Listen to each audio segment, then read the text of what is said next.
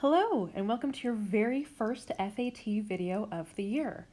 While you're watching this video, please make sure to have your domain and range blank notes out so that you can be copying down notes with us. Now, as we go through the video, you are going to hear a lot of clicking. That's my pen hitting the iPad as I'm drawing. I'm sorry if that's distracting to you. Keep in mind, while you're watching this on YouTube, you can pause at any time, you can watch double speed or even half speed if you want. So let's get started. First thing we need to know is domain and range. What is that?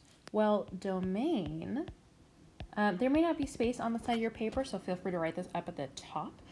Domain is dealing with your X values.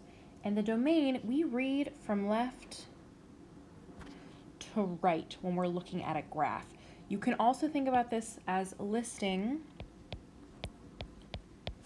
from left to right, or from your lowest value to your highest value. And so this can be shown, as you'll be able to see in some of the problems we go through, in graphs as well as ordered pairs. So our domain is all the possible X values in a representation, while our range is all of the possible Y values in a representation. Now, the way that I remember that is that domain and range set alphabetically. You have your X and Y set alphabetically, and I kind of match them that way.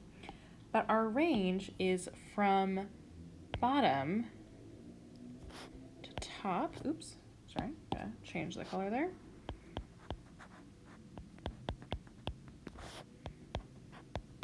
Or again, your lowest Y value to your highest Y value. So as we go through, we have to think, okay, how are we going to list these? Are we going to list out every single number? What if it's something that's continuous? How do we do that? Well, we're going to be using interval notation to determine and write our domain and range. So let's write out interval notation.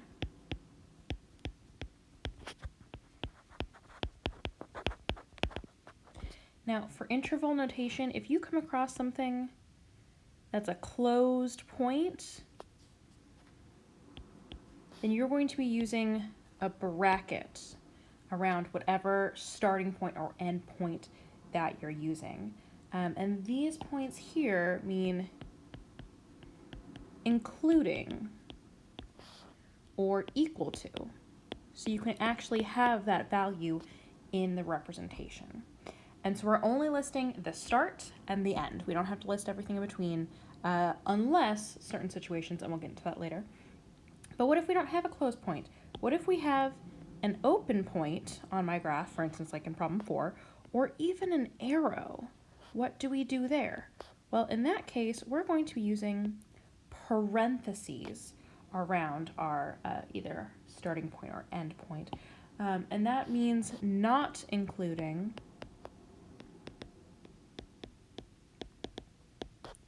or not equal to. And you might also hear me say that it's getting really, really close to the value. It's very close, but it doesn't quite equal it. So it's like saying 1.9999 as opposed to saying 2. So let's use this information here to go through and try some of these problems. We're going to be trying problems 1, 4, and I guess what would be 7. It's not necessarily labeled. So as you can see on here, it's also asking the question, is this representation a function? We're going to wait for the next video for that, so just hold off on all of those. Right now, we're just looking at domain and range. So if we take a look at problem 1, starting with the domain, reminder, we start on our most left side at our very lowest value, and that's going to be at a -3. And we're going to go all the way to our most right side, our highest X value, and that's going to be to 4. So we're going to have -3 to 4. And as I take a look here, these are both closed points. So since they're both closed points, I'm going to use a bracket around each of those. So we'll have a bracket here and a bracket here. And that's my domain. I don't have to list everything in between, just my start and end values.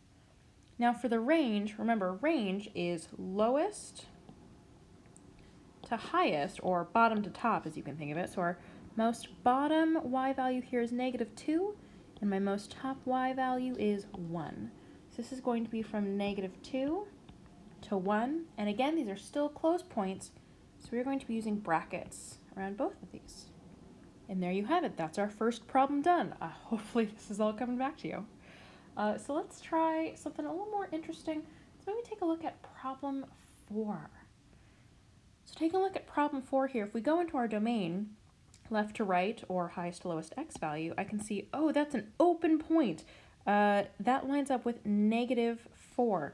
So that -4 there for my domain, since that's an open point, that's going to be a parenthesis. And we're going to go all the way to our most right value. So we go on, we go on, we go, and there's like, oh, there's an arrow. So that goes on and on and on forever. Or as we think about that in the math world, that means infinity. Now, you can never really be equal to infinity, because what about like infinity plus 1? So we're going to put a parenthesis around that. So again, just a reminder, whenever you have an open point or you have that arrow meaning infinity, you're going to use that parenthesis. So that's our domain. Range, bottom to top, down here at the very bottom, that's at -3, but that is an open point, so we're going to use a -3 with a parenthesis, and we're going to raise this to our very highest value, which is not at 3, because this is an arrow that keeps going up and up and up forever, also known as infinity. So that's also going to have a parenthesis, because you cannot be equal to infinity. Let's try just one more problem together. So if I scooch this over a little bit, we'll be able to take a look at this scatter plot down here. Actually, no, I think I will. Oops. We'll move this up just a little bit more. So taking a look here, I go, oh, no, I don't know how to list those. This is not continuous. So this is the type of situation, as well as these ordered pairs here, where we are going to list every number in between, or just every number for that domain or range, because if we say, hey, from -3 to 4, well, we don't have a value at -2, so that doesn't really work for us. Now, when we're listing our domain, we're still going to go from our most left to our most right, or our lowest value to our highest value. We're just going to list them in order.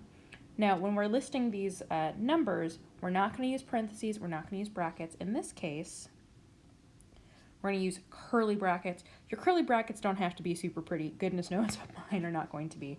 But we're going to list these in order from least to greatest. This will be -3, 0, 2, 4. So I can see right here we're at -3, 0, 2, and 4. We're not going to do this type of problem very often. That's why I feel comfortable showing this to you and only listing out a few numbers.